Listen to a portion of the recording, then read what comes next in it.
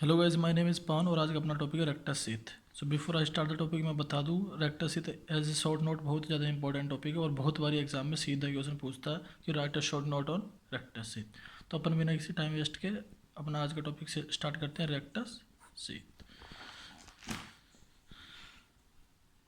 Definition, सबसे पहले अपन रेक्टस शीथ की डेफिनेशन पढ़ते हैं। Rectus sheath is an aponeurotic sheath covering the rectus abdominis. क्या होती है डेफिनेशन? रेक्टस शीथ एक कवरिंग होती है रेक्टस एब्डोमिनस के ऊपर। अब इसकी क्या होती है? रेक्टस शीथ के अंदर होती है दो बोल्स, एंटीरियर बोल, पोस्टीरियर बोल। क्या होती है अपने? एंटीरियर बोल और पोस्टीरियर बोल। अब जो एंटीरियर बोल होती है, it is an complete covering of the muscle from end to end. मतलब जो एंटीरियर बोल की जो कवरिंग रहती है ना, वो एंड टू एंड होती है। मतलब ये ऐसे समझ लो कि ये बॉडी है ना अपनी, तो ये आगे की साइड ऊपर और नीचे पूरी तरह प्रेजेंट रहेगी, मतलब कहीं भी एब्सेंट नहीं रहेगी।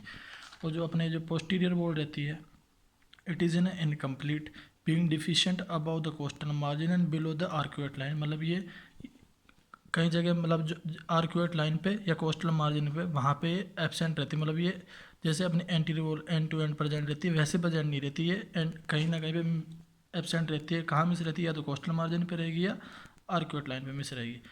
अब आते हैं अपने, ये एक बहुत ही ज़्यादा एक इम्पोर्टेंट लाइन है जो आपको पता रहनी चाहिए। वो है ये कि the fusion of all the aponeurosis in the mid line is called the linea alba. मतलब कि जितने भी एंटीरियर बोल की मसल्स है, उनका फ्यूज़न होता है एक मिड लाइन पे। मिड लाइन होती है बॉडी की, वहाँ पे इनका फ्यूज़न होता है। उस पूरे पॉइंट को कहते हैं अपन लीनिया एल्बम। मतलब कि जितने भी फाइबर्स आएंगे ना,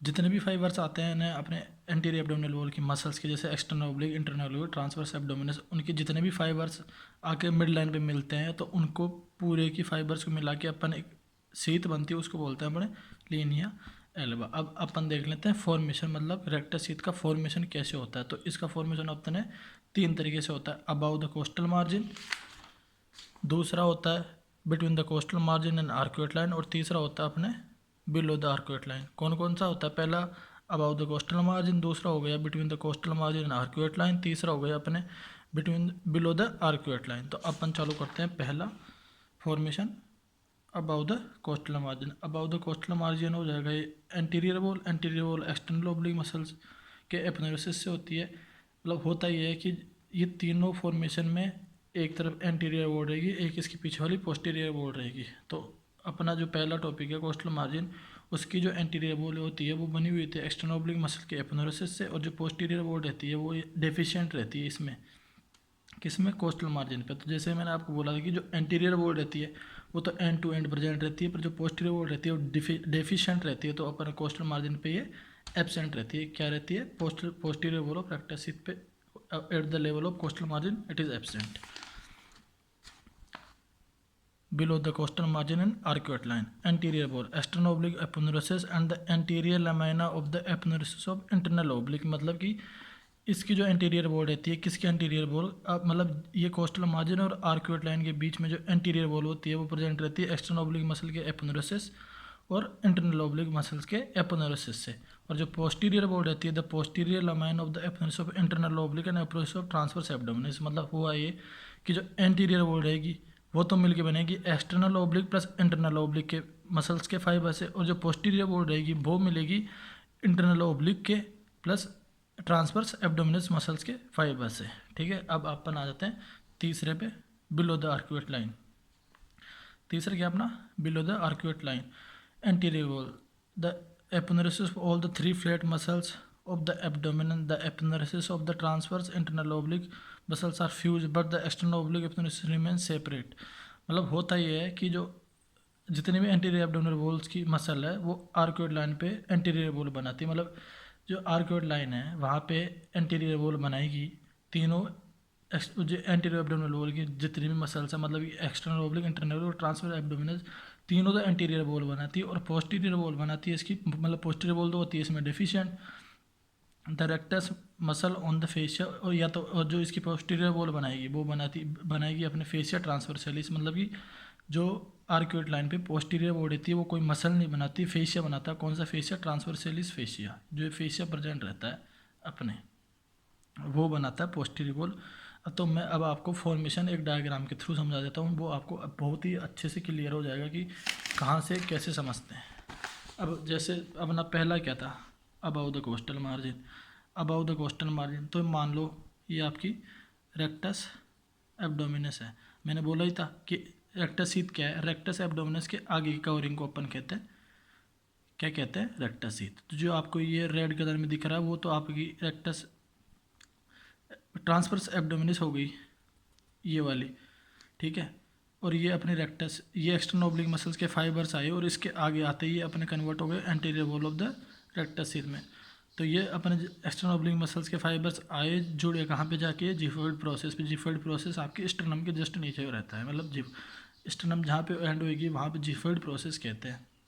ये आपके 5th 6th 7th costal cartilage रह गए या कोस्टल मार्जिन रह गए। तो हुआ ये कि अबाउ द कोस्टल मार्जिन पे जो एंटीरियर वॉल रहती है वो तो आ गई एक्सटर्नल ओब्लिक मसल्स के फाइबर्स पे, और मैंने बोला था कि इसकी जो पोस्टीरियर वॉल रहती है वो डेफिशिएंट रहती है। तो जैसे आपको यहाँ पे कोई भी पोस्टीरियर वॉल दिख नहीं रही इस मसल्स के आसपास, तो मतलब पोस्टीरियर वॉल एब्सेंट रह गई, एंटीरियर वॉल रही एक्सटर्नल ओब्लिक मसल, कहाँ पे, कोस्टल मार्जिन पे। अब अपन दूसरा फॉर्मेशन था between the costal margin and arcuate line, कहाँ पे, between the costal margin and arcuate line. अब मैंने बोला था इसके भी दो वॉल, एंटीरियर वॉल और पोस्टीरियर वॉल। अब एंटीरियर वॉल तो एक्सटर्नल ओब्लिक मसल्स के फाइबर्स आ गए, ठीक है।